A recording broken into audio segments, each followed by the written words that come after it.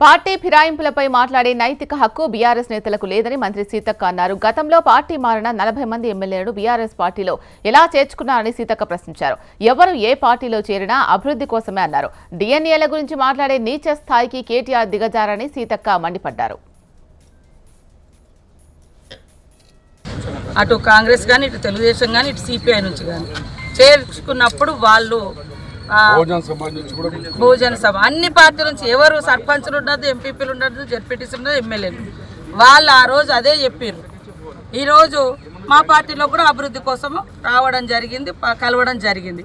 కాబట్టి ఇవాళ వాళ్ళ పార్టీలోకి వస్తేనేమో గొప్ప డిఎన్ఏ అనట. వాళ్ళ డిఎన్ఏ గురించి మాట్లాడేంత నీచమైన పరిస్థితికి కేటీఆర్ వచ్చే ముందు ఫస్ట్ నీ పార్టీలో జాయిన్ అయినటువంటి దాదాపుగా 40 మంది ఎమ్మెల్యేలు, 100 మంది ఎంపీటీసీలు, జెడ్పీటీసీల గురించి కూడా నువ్వు మాట్లాడాలని కోరుతున్నావు. ఏ రాష్ట్రంలో కూడా సీలింగ్ అని పెట్టుకోలే, 50% దాటొద్దని చట్టం తీసుకురాలే. మొన్న మేము పెట్టిన చట్టం కూడా చట్ట సవరణ 2018 చట్ట సవరణ జరగాలని పెట్టింది కూడా అదే అసెంబ్లీలో. కాబట్టి వాళ్ళకు నచ్చతలేదు, ఇష్టం లేదు, ఎంతసేపు మా మీద దుమ్మెత్తిపోయడం తప్ప కేంద్ర ప్రభుత్వం ఎందుకు ఇయ్యదు అని మీ మీద అయితే ధర్నాలు చేసినాము. ఢిల్లీ పోయి మీరు కనీసం కలిసి రారు, అక్కడ పోయి ఒత్తిడి చేయరు. ఈడ మాత్రం సన్నాయి నొక్కుతా అంటారు. కవిత గారైనా వాళ్ళ అన్నైనా వాళ్ళ నాన్నైనా వాళ్ళ బావైనా తప్పుడు మాటలు మానుకోండి. మా ప్రయత్నంలో చిత్తశుద్ధి ఉంది. మా ప్రయత్నాన్ని ఎవరు శంకించాల్సిన అవసరం లేదు.